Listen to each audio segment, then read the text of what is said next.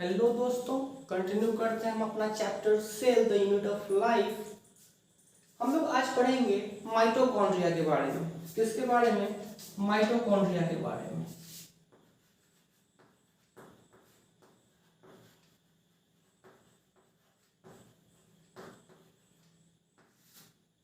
ठीक है, पहले इसका स्ट्रक्चर देखते हैं। ये डबल मेम्ब्रेन बाउंड स्ट्रक्चर होता है, एक आउटर और एक इनर। बाहर वाले को हम लोग बोलते हैं आउटर मेम्ब्रेन और अंदर वाले को बोलते हैं inner membrane.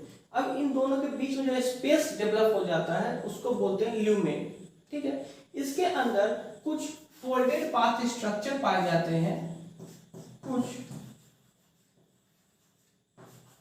Folded path structure पाए जाते हैं जिसको बोला जाता है क्रिस्टे।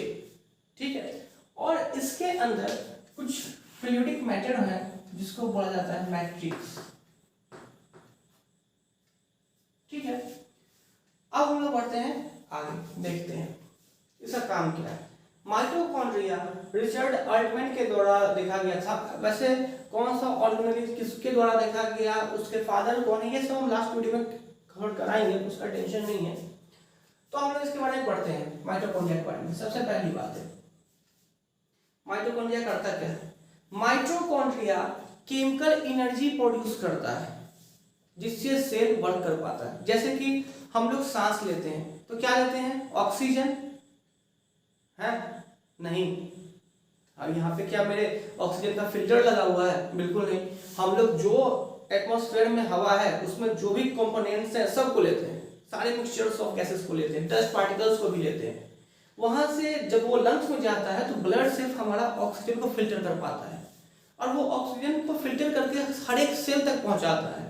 वहां पे ये माइटोकॉन्ड्रिया उस ब्लड को रिसीव करते हैं और फिर वर्क करते हैं। कैसे वर्क करते हैं? तो ये चलाते हैं क्रेब साइकिल।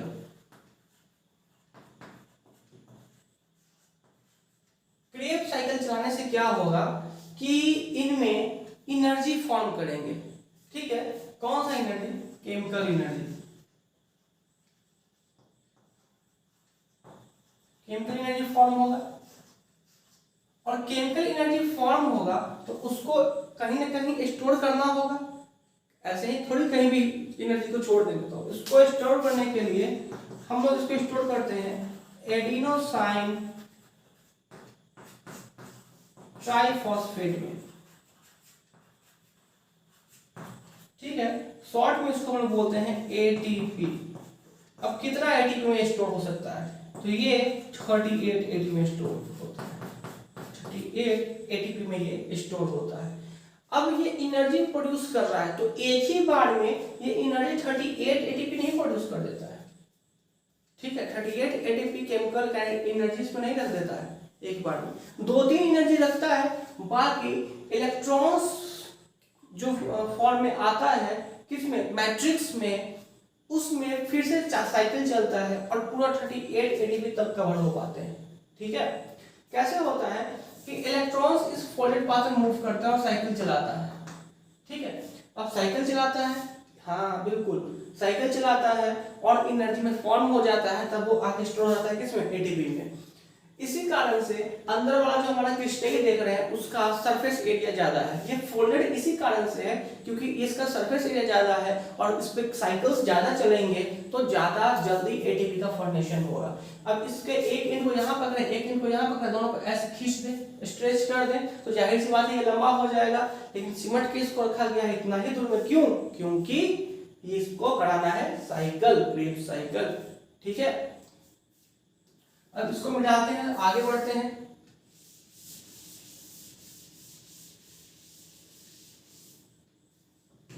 इसमें राइबोसोम पाया जाता है।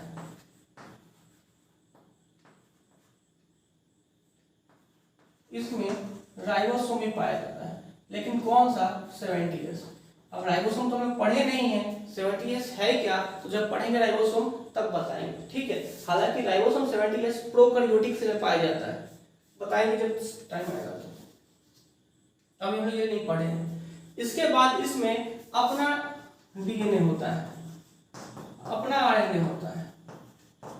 अब क्वेश्चन दिमाग में आएगा कि ये तो डीएनए आरएनए न्यूक्लियस में पाया जाता है, तो फिर ये माइटोकॉन्ड्रिया में कैसे मिल रहा है?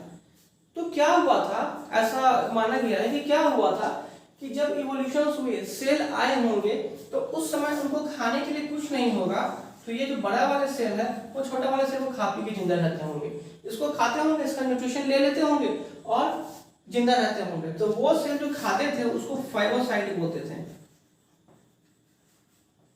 फाइगो मतलब होता है शिकार करना, साइट मतलब होता है सेल, सेल का शिकार करना, ठीक है।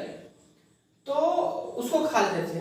तो अभी जो हम लोग देख रहे हैं माइटोकॉन्ड्रिया, पहले वो कंप्लीट एक सेल ही हुआ करता था। अब कंप्लीट एक सेल होगा तो उसके पास अपना प्रोटीन बनाने का राइबोसोम होगा, अपना डीएनए मटेरियल्स होगा।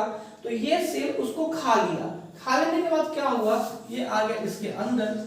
अब जाहिर सी बात है इसके पास राइबोसोम और क्या डीएनए मटेरियल पहले से होगा ही होगा, ठीक है। तो ये पाया जाता है किसमें, माइटोकॉन्ड्रिया में। कोई दिक्कत? तो ये था हमारा माइटोकॉन्ड्रिया।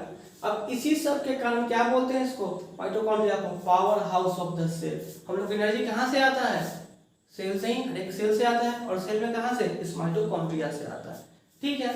हम लोग आगे बढ़ते हैं नेक्स्ट लेक्चर की तरफ, तब तक के लिए धन्यवाद।